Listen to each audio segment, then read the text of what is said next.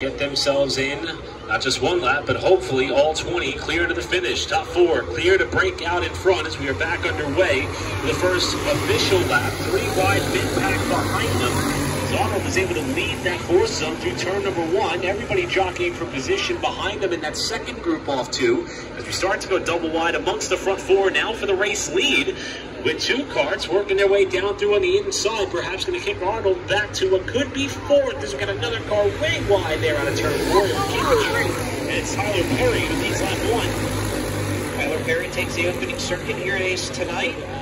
As we'll see time and time again, it's usually the case where the top 3 or 4 will just sort things out and try to ride and kind of break away from the draft of the rest of the field.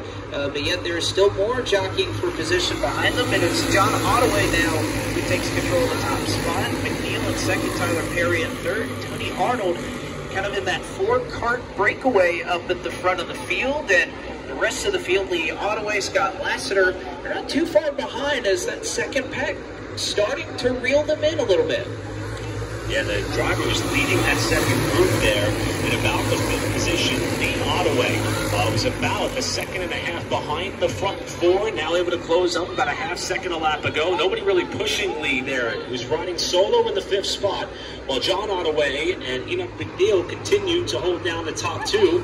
With the field now coming by the start-finish line here once more. Perry and Arnold 3rd and 4th. Arnold's had a look inside for that 3rd spot. If they continue to mix it up there amongst that front 4, 5th on back is going to arrive in a hurry.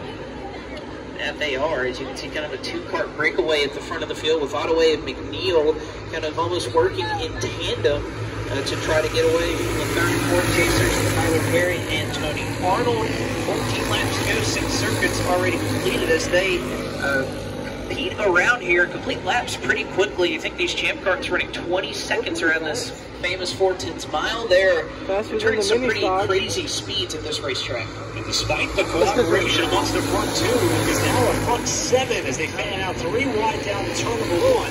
Somehow they keep it pointed straight as they kind of funnel down back to about single file on the backstretch. Some of those karts that were behind the lead duo have now worked themselves up into contention here as the laps continue to click off. That they have. It is a 7-part show up at the front of this field. Your back 4 just having to hope that something happens though and perhaps restack this field once again. It is still John Ottaway, your race leader. 1 kart falls back. I believe that's Enoch McNeil, who lost a couple of positions down there on the back straightaway. Single file, your top 4.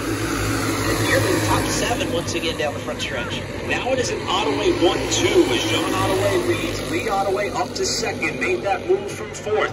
Up to the runner-up position with help from behind by McNeil, who was funneled back into 3rd. Still 7 karts under a blanket as we hit the halfway point. 10 laps to go. And we're single file down the main straightaway. McNeil 3rd. Blanchard 4th, Hutchison your top 5.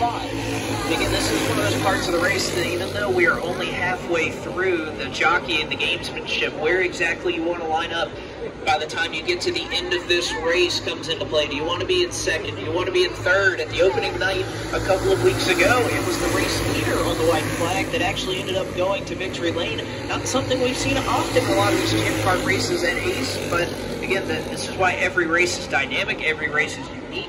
And each of these drivers has an agenda on exactly where they want to try and line up at the end of this thing. As you can see, top 5 have started to separate themselves. Not so much the 7-kart breakaway at the front any longer. Tyler Perry, the car that led the opening lap, now running in 6th position, trying to take Tony Arnold back up to that front 5. As you mentioned, Blake, a little bit of separation now starting to develop there as everybody tries to keep their foot on the loud pedal off turn 4. And the laps continue to click off. No movement there by the front 7. Single file and a Congo line to turn 1, with John and Lee Ottaway continuing to run 1st and 2nd, McNeil 3rd. Top 3 karts are making contact, kind of a 3-car tandem, if you want to call it that, at the front of the field. They'll bring it across the stripe this time. Just 6 laps to go. Once again, as it is still John Ottaway up front. Lee Ottaway, as you mentioned, your top 2 family. This is where it gets really interesting if you're at the front of the field when you want to try to pass your family, and they know each other better than anybody on exactly what type of move they want to make. The main question is going to be, how patient will McNeil be, who has been pounding on the backside of Lee Ottaway's 2-car down the main straightaway several times. Just when you think they're going to be able to gap the other 4 karts in that group, somehow they accordion back together with a complacency that is being shown from the front runners. Here's the battle for second. That's McNeil trying to get inside of Lee Ottaway, who utilizes the draft of John Ottaway to try to hold on to that second spot for now.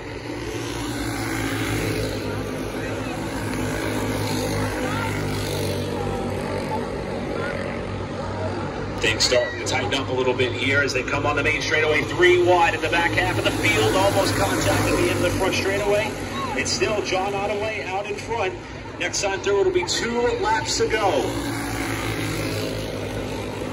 Coming to 2 to go this time, as you mentioned. The jockeying for position now starting to unfold. 1 kart on the apron is going to lose a handful of spots and drop all the way back into the second position. That is Michael Blanchard. 2 laps to go. Is the call from the flagman, and this is when it gets good. Where do you want to be as they come around to the final lap? A pass down on the inside into turn number 3 for the top spot. That's McNeil trying to go to the point. They check up for second on back. White flag in the air. Is he out front too far? McNeil down the front straightaway for the final time, leading by about 3 car lengths in turns 1 and 2. But the pack is going to be coming. Is he too far out in front, or is it just right?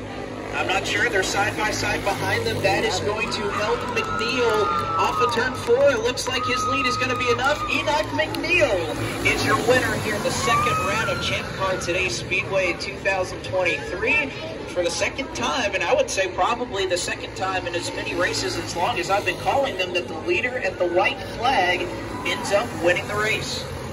Remarkable job there. It looked as though just as McNeil took the lead.